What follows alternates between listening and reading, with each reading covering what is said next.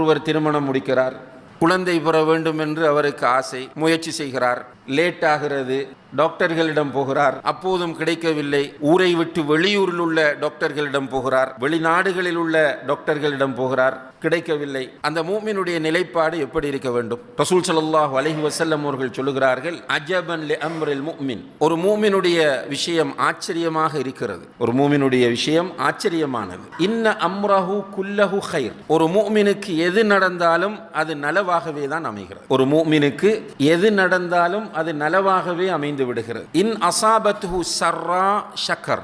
அவனுடைய முயற்சியில் மகிழ்ச்சி தரக்கூடிய ஒரு விஷயம் நடந்துவிட்டால் அவன் நன்றி செலுத்துகிறான். வ இன் அசாபத்ஹு தர்ரா சபர். அவனுடைய முயற்சியில் துன்பம் தரக்கூடிய ஒரு காரியம் நடந்துவிட்டால் அவன் பொறுத்து கொள்கிறான். இதுதான் முஃமினுக்கு நலவாக அமைகிறது. வலைஸ ذلك இல்லா லில் முஃமின். அல்லாஹு அக்பர். இந்த பாக்கியம் முஃமினை தவிர வேறு யாருக்கும் கிடையாது. ஏனென்றால் அந்த முஃமின் உறுதியாக நம்புகிறான், லன் யுஸீபனா இல்லா மா கதபல்லாஹு லனா. அல்லாஹ் விதித்ததை தவிர வேறு எதுவுமே நமக்கு நடக்காது. அல்லாஹ் விதித்ததை தவிர வேறு எதுவுமே நடக்கவே நடக்காது. லன் யுஸீபனா. இது ஒரு முஃமினுடைய உறுதியான நிலைப்பாடாகும். அதே நேரத்திலே அன்புள்ள சகோதரர்களே, அல்லாஹ் தஆலா அல் குர்ஆனிலே சொல்லும்போது, அஸா அன் தக்ரஹு ஷைஅன் வ யஜ்அல் அல்லாஹு ஃபீஹி கைரன் கதீரா. சில விஷயங்களை நீங்கள் வெறுப்பீர்கள், ஆனால் அதில் அல்லாஹ் நிறைய நன்மைகளை ஏற்படுத்தி இருப்பார்.